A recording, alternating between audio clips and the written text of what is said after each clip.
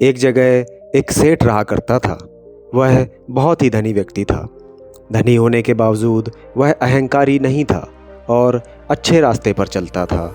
वह प्रतिदिन अच्छे लोगों की संगत में ही रहता था और प्रायः किसी न किसी संत, महात्मा या विद्वान का सत्संग करता था।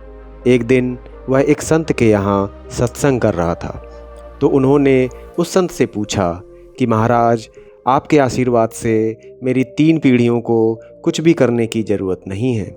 मैंने इतना धन अर्जित कर लिया है कि उन्हें धन कमाने की ना तो कोई चिंता करनी है और ना ही कोई कष्ट उठाना है। फिर भी मुझे इस बात की चिंता है महाराज कि उसके बाद उन सब का क्या होगा। पता नहीं उनके भाग्य में क्या लिखा है। संत ने कहा, आपकी इस समस्या का समाधान है मेरे पास। आप बिल्कुल भी चिंता न करें। आप कल सुबह मेरे पास आ जाइए, मैं आपकी इस समस्या का समाधान कर दूंगा। अगले दिन वह सेठ सुबह सुबह संत जी के पास पहुंच गया और बोला कि महाराज, कृपया करके मेरी समस्या का समाधान बताएं। संत ने कहा कि गांव के मंदिर के पास एक गरीब परिवार रहता है, वहां पर जाओ और उस परिवार के लिए एक दिन के भोजन का इंतजाम करके आओ। उसके बाद मैं तुम्हारी समस्या का समाधान बताऊंगा।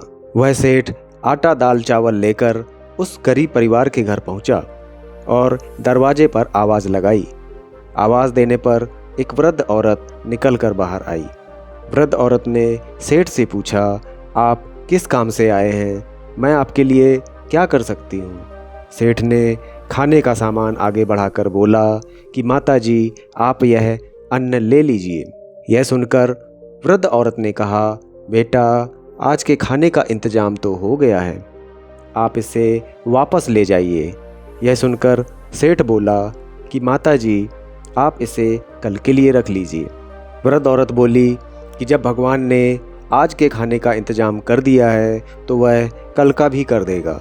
रही बात आपके इस खाने की, तो आप इसे किसी और ज़रूरतमंद को दे दीजिए।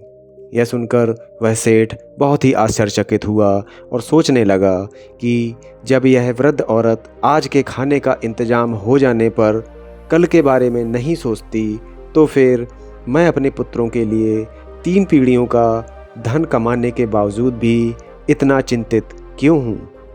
उसने उन वृद्ध माता के चरण छुए और आशीर्वाद लेकर वापस संत के पास आ गए। सेठ ने संत को सारी बात बताई।